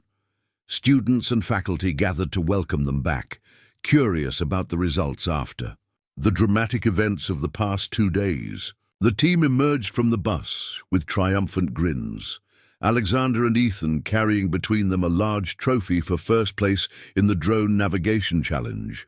The crowd erupted in cheers, celebrating not just the technical achievement, but the symbolic victory of collaboration across differences. Miguel stepped forward, raising his hands for attention. "We couldn't have done this without Ethan Caldwell's engineering brilliance and Alexander Montgomery's leadership. They showed us that when we combine different strengths and perspectives, we're unbeatable." The simplicity of this truth resonated across the gathered community, that excellence emerges not from exclusivity but from inclusion, not from uniformity but from diversity of thought and experience. As the celebration continued, Ethan found himself standing slightly apart, taking in the scene with quiet satisfaction. Dr. Chen, his mentor from the summer engineering program, approached with a smile. "I heard you've had quite an educational experience outside the classroom," she remarked. "How does it feel to have catalyzed institutional change before even graduating high school?" Ethan considered the question thoughtfully. "Honestly, it feels like I finally understand what my mom has been trying to teach me about systems thinking. It's not enough to fix individual components. You have to address the underlying structures to create lasting improvement." Dr. Chen nodded approvingly. "That's an insight many engineers never grasp. Technical skills are valuable, but understanding how systems, mechanical or human, actually function and evolve is the true mark of innovation." She gestured toward the celebrating crowd. "What happens next, do you think? Will the changes stick or revert once the attention fades?" "That depends on all of us," Ethan replied, watching as Alexander engaged animatedly with a group of scholarship students who would have been invisible to him just days earlier. Lasting change requires ongoing commitment, not just moments of inspiration. This wisdom, that transformation was a process rather than an event, reflected Ethan's deepest understanding of both engineering and human nature. Systems evolved through consistent application of principles, through regular maintenance and improvement, not through dramatic interventions alone. As darkness fell completely, the Wellington campus lights illuminated the historic buildings and manicured grounds, but what had once seemed like an imposing fortress of privilege now felt more like a community in transformation. a place where excellence was being redefined as something achieved through inclusion rather than exclusion. In the headmaster's office, Dr. Whitmore sat alone, reviewing the documents for the new Military Family Education Initiative partnership. The day had been both humbling and clarifying, stripping away decades of accumulated assumptions about what made Wellington exceptional. On his desk sat a photograph he hadn't displayed before. A much younger Malcolm Whitmore receiving his own scholarship to Wellington, flanked by proudly beaming parents in simple work clothes. He had hidden this image away for years, ashamed of his humble beginnings, rather than recognizing them as a source of strength and perspective. "Excellence through tradition," he murmured, reflecting on the school motto that adorned the entrance gates. Perhaps the tradition they needed to honor most was not the exclusivity that had defined recent decades, but the original vision of Wellington's founder, to develop leaders from all walks of life who would contribute meaningfully to society. He drafted an email to the board, outlining a bold expansion of the scholarship program, with specific outreach to rural communities and military families. The Caldwell Scholarship, he proposed, would support students with exceptional technical abilities from non-traditional backgrounds, a fitting legacy for the young man who had inadvertently shown Wellington a better version of itself. Near midnight, as the celebrations concluded and students returned to their dormitories, Ethan stood with his parents on the edge of campus, preparing to return to their farm. The day had been transformative in ways none of them could have predicted. "So," Thomas said with a hint of humor, "I guess we didn't need those helicopters after all." Sophia laughed softly. "The best weapon is often the one you don't have to use, but I won't pretend the possibility didn't create leverage for change." Ethan looked back at Wellington, its Gothic spires silhouetted against the night sky. "I think what really created change wasn't the threat of helicopters or media exposure. It was giving people the opportunity to reconnect with their better selves." Dr. Whitmore remembering his own scholarship days, Alexander finding the courage to tell the truth, the robotics team standing together on principle. This insight captured the essence of what had unfolded, not a story of power forcing compliance, but of integrity, creating the space for genuine transformation. "You know what my drill sergeant used to say?" Sophia mused as they walked toward their car. "True courage isn't fearlessness. It's feeling fear and doing what's right anyway. You showed that kind of courage, Ethan, standing up for yourself while still offering others a path to redemption." Thomas placed a proud hand on his son's shoulder. "That's the Caldwell way.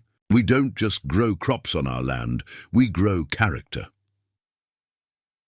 As they drove away from Wellington that night, the academy receding in the rearview mirror, Ethan knew that tomorrow would bring new challenges. The structural changes promised would require ongoing vigilance and commitment. Some would resist, clinging to familiar hierarchies and assumptions. But something fundamental had shifted, not just in the institution's policies, but in the community's understanding of what true excellence looked like. And that shift had begun with one person's willingness to stand up for what was right, even when standing alone. "You know," Ethan said thoughtfully as they turned onto the highway toward home, "I think Wellington taught me something important today, just not in the classroom." "What's that?" his mother asked. "That systems only change when people within them find the courage to challenge the status quo. And that sometimes the greatest leadership comes from unexpected places." Sophia smiled in the darkness of the car. "That's a lesson worth the price of any education." As the Caldwell family returned to their farm that night, they carried with them not just the victory of a wrong made right, but a deeper understanding of how positive change occurs in the world, through the courage to stand up for what's right, the wisdom to create paths forward rather than simply assigning blame, and the recognition that true excellence can come from anywhere, including a modest farm, where hands are calloused, but principles are strong. The following morning, as dawn broke over the Caldwell farmland, Ethan stood on the porch watching the sunrise. In just 48 hours, his world had been turned upside down and then righted again, but with a new perspective that would shape his future in ways he was only beginning to understand. His phone buzzed with a text from Miguel. Team meeting this afternoon to start planning for nationals. Dr. Whitmore approved a special budget for advanced materials. You in? Ethan smiled as he typed his reply. Absolutely, but let's talk about incorporating some low-cost innovations too. Sometimes the best solutions come from working with limitations. As he pocketed his phone, he noticed his father emerging from the barn, already beginning the day's work. Thomas Caldwell's approach to life, facing challenges directly, maintaining integrity regardless of circumstance, finding pride in honest work, had provided the foundation that allowed Ethan to navigate the complexities of Wellington with wisdom beyond his years. Early riser today, Thomas observed, joining his son on the porch. Thinking about the competition? Thinking about everything, Ethan admitted. Yesterday felt like living through years of experience compressed into hours. Thomas nodded, understandingly. That's how the most important lessons often come, not gradually through routine, but suddenly through challenge. Your grandfather used to say that character isn't built in comfort. As they spoke, Sophia joined them, coffee mug in hand, her military precision evident even in civilian clothes on their family farm. I've been contacted by 3 other schools this morning, she reported.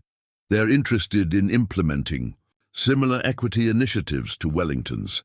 It seems your situation has created ripples beyond just one institution. This was perhaps the most meaningful outcome, that the changes wouldn't be limited to Wellington alone, but might improve educational opportunities for countless students facing similar biases and barriers. Do you think it will last?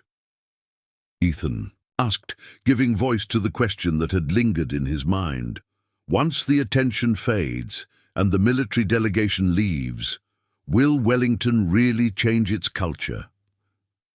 Sophia considered this thoughtfully.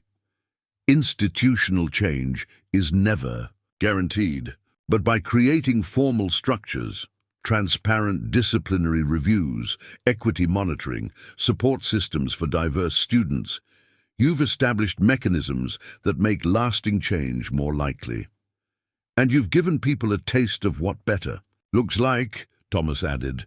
That's something not easily forgotten, the experience of excellence that comes through inclusion rather than exclusivity. As the sun rose higher over the Caldwell farm, casting long shadows across the fields, ready for harvest, Ethan understood that his education had expanded far beyond academic subjects or engineering principles. He had learned perhaps the most valuable lesson of all, that one person standing firmly on principle could create change that rippled outward, transforming systems that had seemed immovable. You know, he said, looking out over the land that had nurtured his family for generations, I think I finally understand what you both have been teaching me all along. It's not enough to just work hard or be smart. What matters is how you use those abilities, whether you strengthen the systems that exclude others or work to transform them into something better. His parents exchanged proud glances, recognizing in their son the culmination of values they had tried to instill. The farmer's unwavering integrity and the soldier's strategic courage, combined with his own innovative brilliance. That understanding, Sophia said quietly, is worth more than any degree or award. It's the foundation of real leadership. As the Caldwell family began their day together on the farm that had always been their anchor, the lessons of Wellington Academy continued to crystallize. Excellence wasn't defined by exclusivity or privilege, but by the courage to stand up for what was right, the wisdom to create paths forward when obstacles appeared, and the recognition that the most valuable contributions often came from unexpected places, including a modest farm where a young engineer had learned that systems, whether mechanical or human, could always be improved with enough understanding, integrity, and determination. 5 years had passed since the day Lieutenant Colonel Ethan Caldwell almost landed military helicopters at Wellington Academy. On this crisp autumn morning, the campus hummed with excitement as alumni and families gathered for the dedication ceremony of the new Caldwell Center for Educational Equity and Innovation. The modern glass and steel building stood in harmonious contrast to Wellington's historic Gothic architecture, a physical representation of how the institution had honored its traditions while embracing necessary evolution. Sunlight streamed through its transparent facade, symbolizing the transparency that had become central to Wellington's renewed mission. Ethan Caldwell, now 22 and in his senior year at MIT, stood at the edge of the gathering crowd, taking in the scene with quiet satisfaction. His time at Wellington had ultimately transformed both his life and the institution itself in ways no one could have predicted on that tense October day 5 years ago. "There he is," called a familiar voice as Miguel Ramirez approached with a broad smile. Once simply a supportive classmate, Miguel had become one of Ethan's closest friends. Now in his final year of engineering at Stanford, Miguel embraced Ethan warmly. The man of the hour returns to the scene of the revolution. Ethan laughed, returning the embrace. Hardly a revolution, more like a necessary correction, of course. "Don't downplay it," came another voice as Alexander Montgomery joined them. The senator's son had undergone perhaps the most remarkable transformation of all, his entitled arrogance replaced by genuine humility and purpose. Currently studying public policy at Georgetown, Alexander had focused his research on educational equity initiatives. What happened here changed everything, not just for Wellington, but for dozens of schools across the country. As the three young men caught up, more familiar faces appeared. Dr. Whitmore, now retired but still carrying himself with dignity, approached with measured steps. At 63, his hair had turned completely silver, but his eyes held a wisdom that had been absent during his earlier years at Wellington.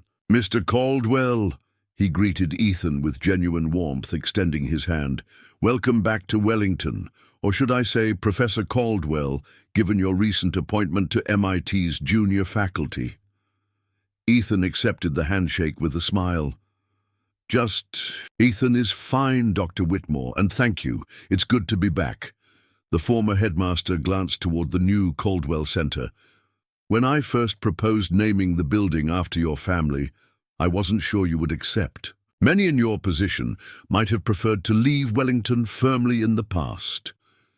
"The past is valuable," Ethan replied thoughtfully, "especially when it teaches us how to build a better future." This philosophy had guided Wellington's transformation over the past 5 years, as the school had systematically examined and reformed every aspect of its culture and operations. What had begun as a crisis had evolved into an opportunity for profound institutional growth. The dedication ceremony was scheduled to begin in 30 minutes, but first Ethan wanted to visit a particular location on campus. Excusing himself from the growing circle of well-wishers, he walked toward the engineering building where the pivotal robotics incident had occurred 5 years earlier.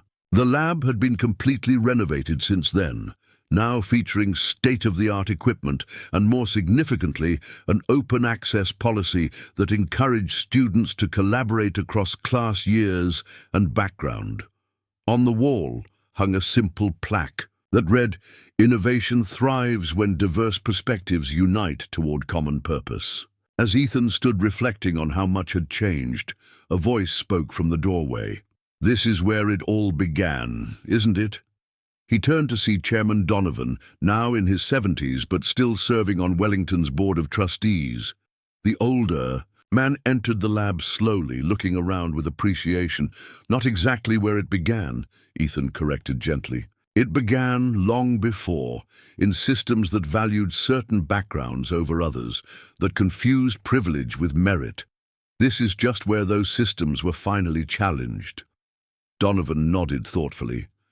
You were wise beyond your years, even. Then, I've often wondered what would have happened if Lieutenant Colonel Caldwell hadn't been positioned to intervene so dramatically. It was a question Ethan had considered many times himself. How many talented students from non-traditional backgrounds had been pushed out of elite institutions before they could prove their worth? How many never even got the chance to enter in the first place? That's why the Caldwell Center matters, Ethan replied, not to commemorate one incident, but to ensure that every student has advocates and systems that recognize their potential, regardless of where they come from. As they left the engineering building together, they encountered Thomas and Sophia Caldwell arriving on campus. Though now in his 50s, Thomas still carried himself with the quiet strength of a man who worked the land with his own hands. The Caldwell farm had prospered over the past 5 years, expanding its operations to include an agricultural technology incubator that partnered with several universities, including Wellington. Sophia, recently promoted to full colonel, wore her dress uniform with characteristic precision. Her military career had flourished alongside her role in expanding the Military Family Education Initiative to over 50 schools nationwide. The program she had once used as leverage against Wellington had become her legacy, transforming educational opportunities for thousands of students from military families. "Mom, Dad," Ethan greeted them with warm embraces. "You made it." "Wouldn't miss it for anything," Thomas replied, looking around the campus with new eyes. What had once felt like alien territory now seemed like part of his family's extended legacy. Sophia surveyed the gathering crowd with strategic assessment. "Quite the turnout. I see the governor's motorcade arriving, and isn't that the Secretary of Education?" The ceremony had indeed attracted significant attention, not just as a Wellington event, but as a milestone in a national movement toward educational equity that had gained momentum over the past 5 years. As the family made their way toward the dedication site, they passed a group of current Wellington students wearing distinctive blue pins, members of the Equity Ambassadors program that paired scholarship students with their more privileged peers to break down social barriers and create mutual understanding. "Excuse me," one of them approached hesitantly. "Are you really Ethan Caldwell, the one from the helicopter story?"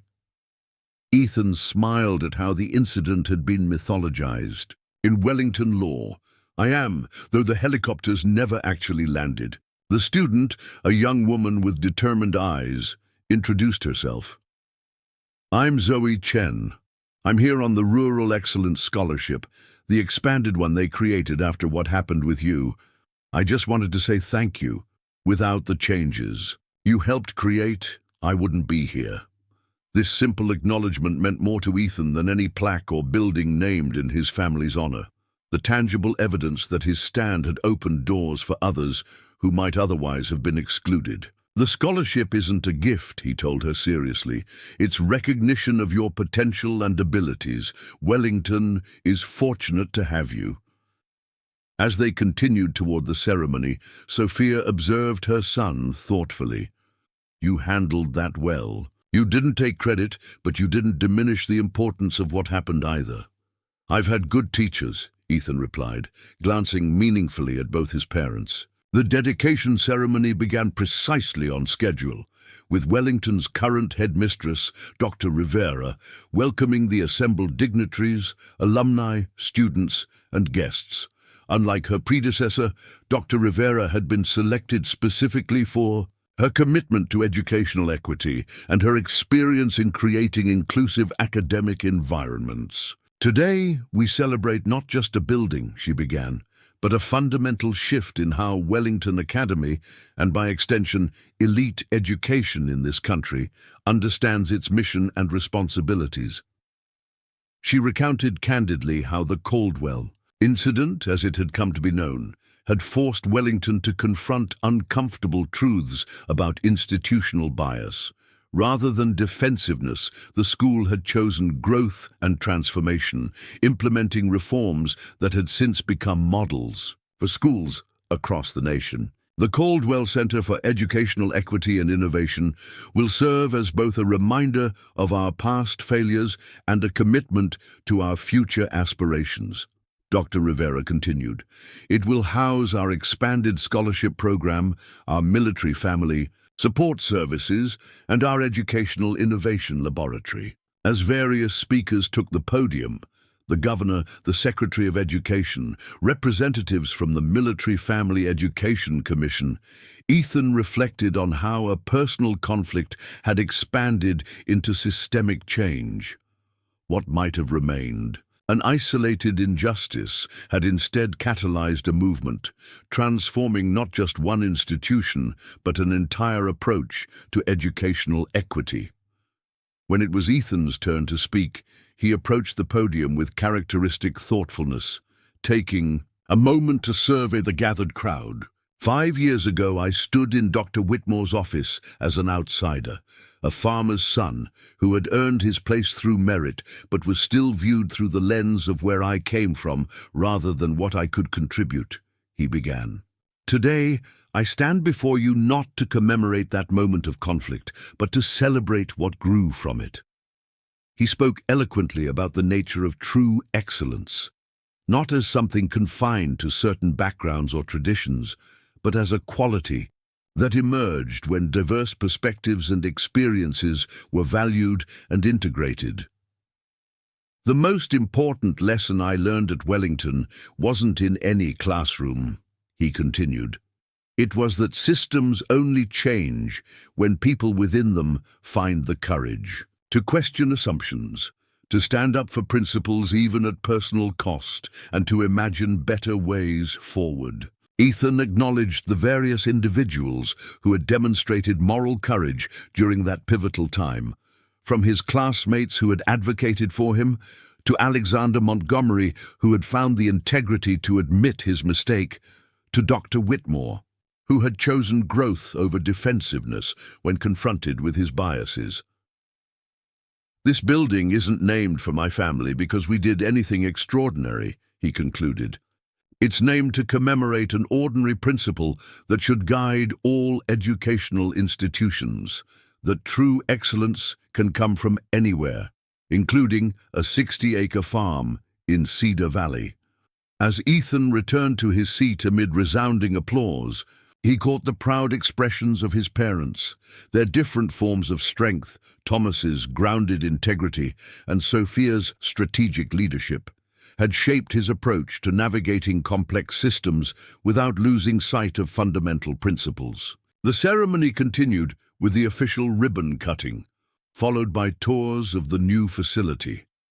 The Caldwell Center had been designed with intentional symbolism, transparent glass walls representing the commitment to openness, communal spaces, encouraging collaboration across different backgrounds, and technology that connected Wellington to partner schools in rural and underserved communities. During the reception that followed, Ethan found himself approached by a tall young man he didn't immediately recognize. "You probably don't remember me," the young man said hesitantly. "I was a junior when everything happened with you and Alexander. James Porter." The name triggered Ethan's memory. James had been one of Alexander's closest friends, part of the privileged inner circle that had initially viewed Ethan with suspicion and disdain. "I remember," Ethan acknowledged neutrally, curious about why James was seeking him out. "I wanted to apologize," James said directly. "I was part of the problem back then, not just with your situation specifically, but with the whole culture that made what happened to you possible. I didn't speak up when I should have."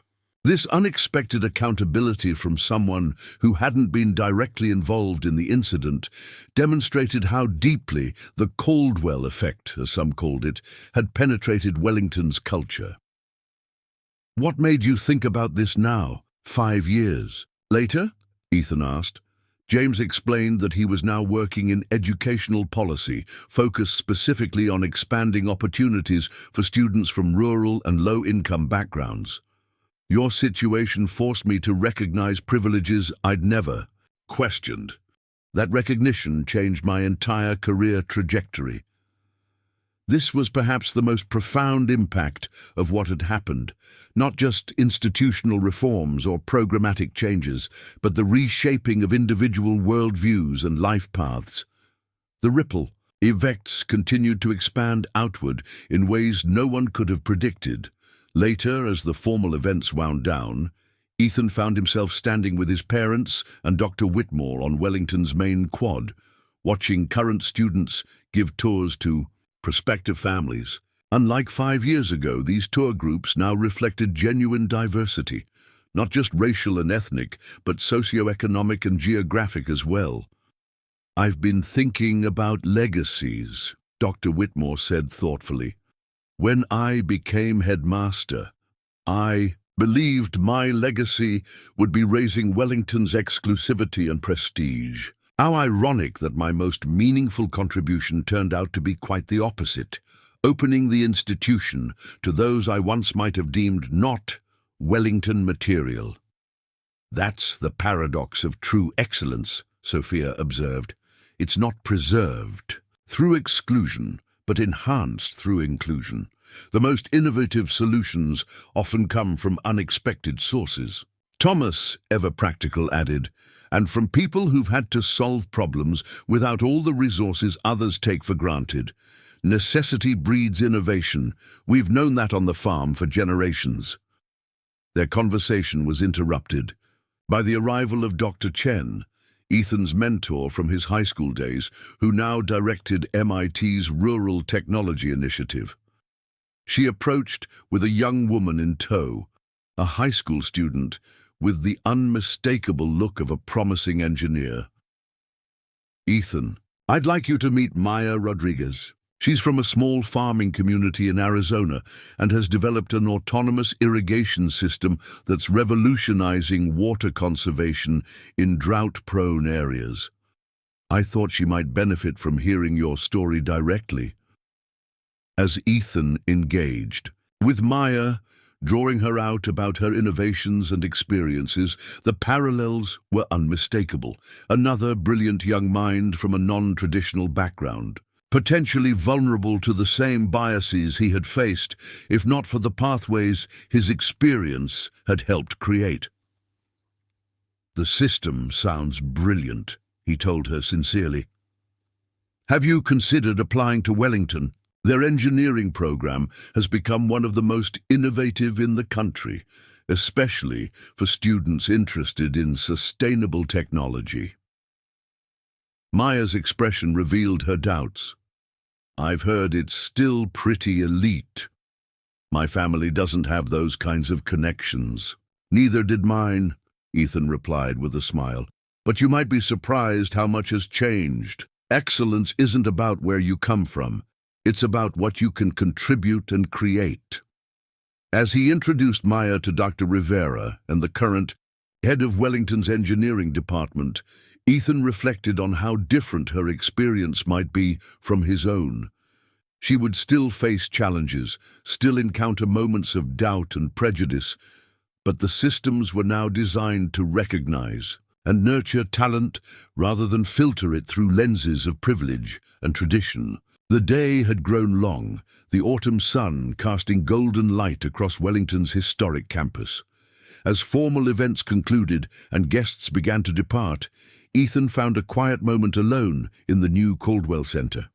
Standing in what would soon be a collaborative innovation lab for students from diverse backgrounds, he felt the weight of the journey that had brought him and Wellington to this point. A familiar voice broke into his thoughts. "Penny for your thoughts, Professor Caldwell." Alexander Montgomery approached, loosening his tie after the long day of ceremonies. "Just thinking about how differently things might have turned out," Ethan admitted. "If my mother hadn't been who she was, if you hadn't found the courage to tell the truth, if Dr. Whitmore had chosen defensiveness instead of growth." Alexander nodded thoughtfully. I've had the same reflections. So many. Inflection points where everything could have gone another way. And yet here we are. Ethan gestured to the center around them. Something meaningful, built from a moment of conflict. That's the legacy I hope people remember, Alexander said earnestly. Not the helicopters that never landed, or the confrontation. That was avoided. But how a challenge to the system created the opportunity for transformation. As they looked out the center's windows toward Wellington's historic campus, the contrast between old and new, tradition and innovation, created a visual representation of the institution's journey. You know what my father said recently?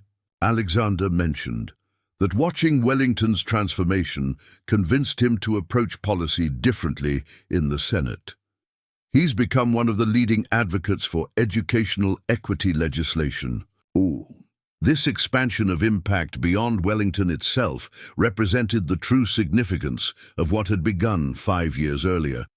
Not just an individual wrong-righted or even an institution reformed, but a ripple effect that continued to influence education at a national level.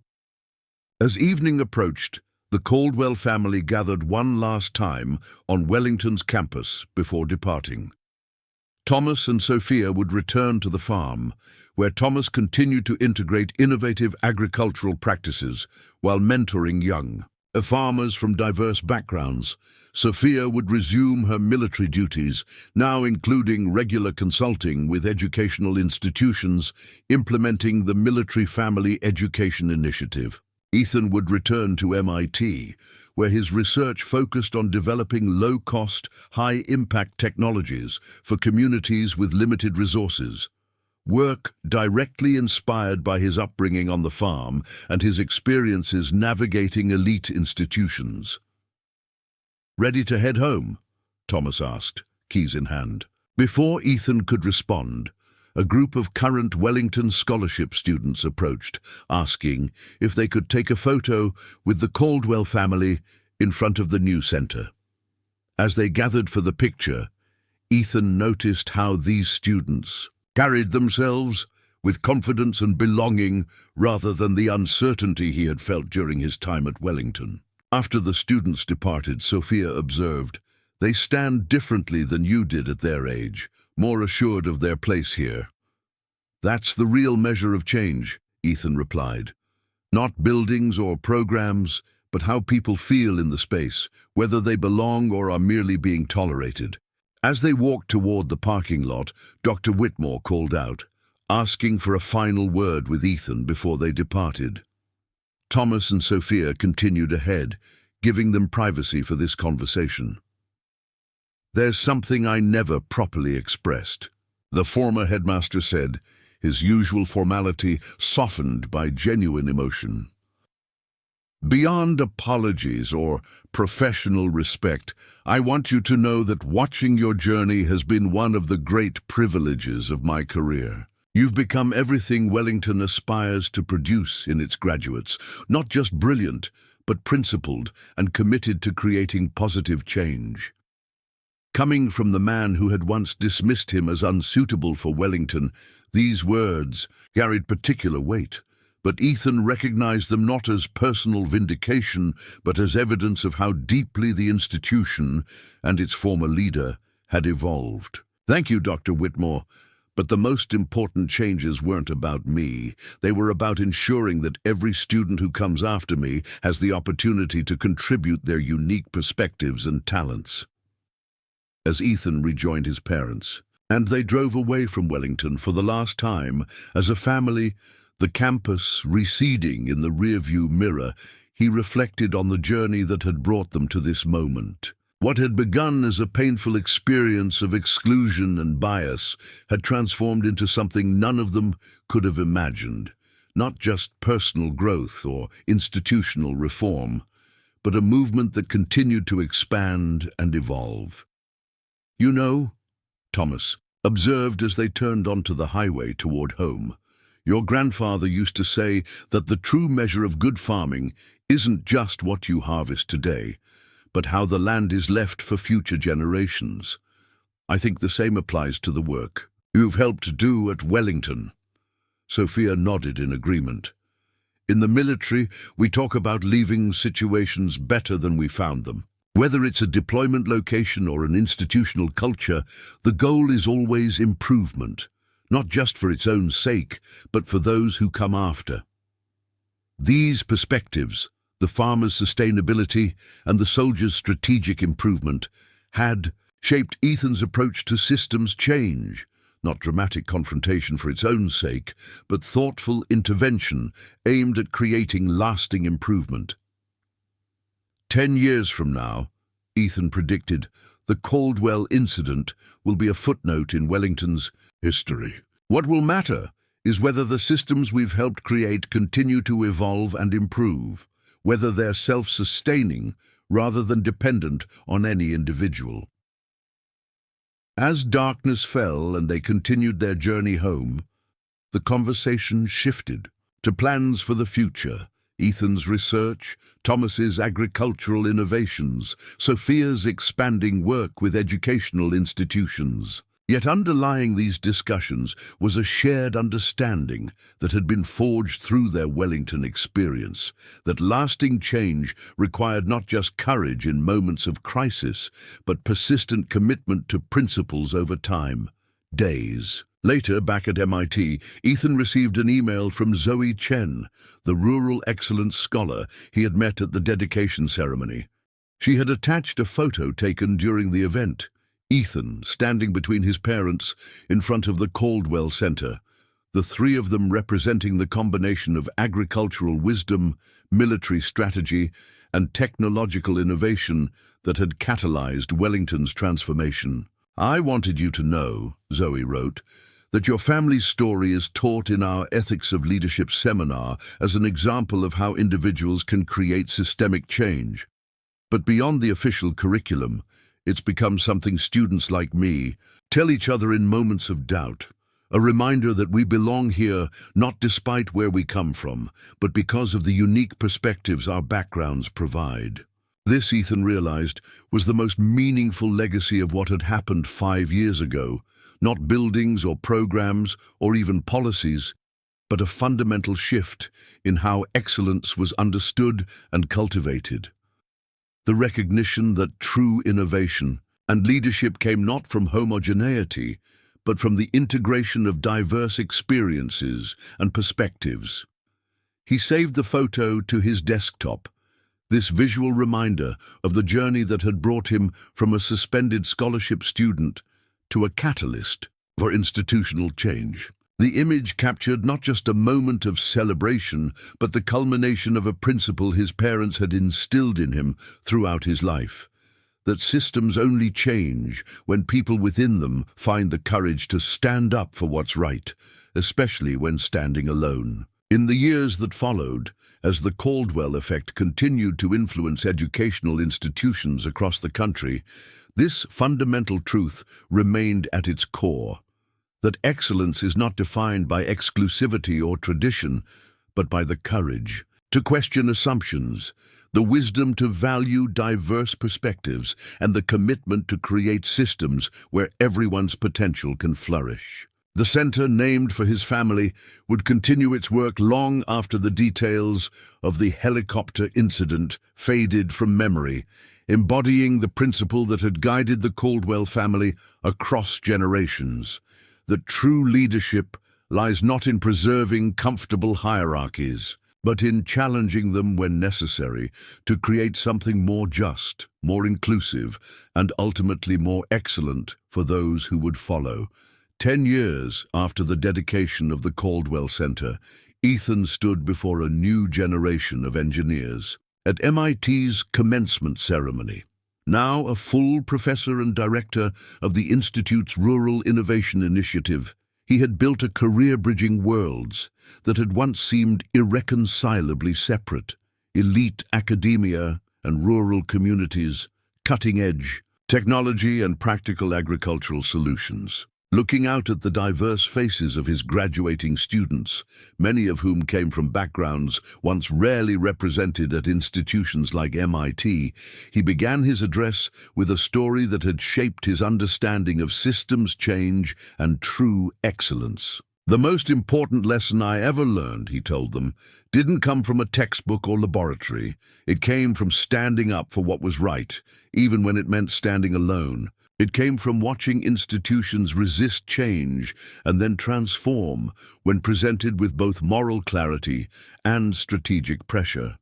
And most importantly, it came from recognizing that excellence isn't preserved through exclusion, but amplified through inclusion."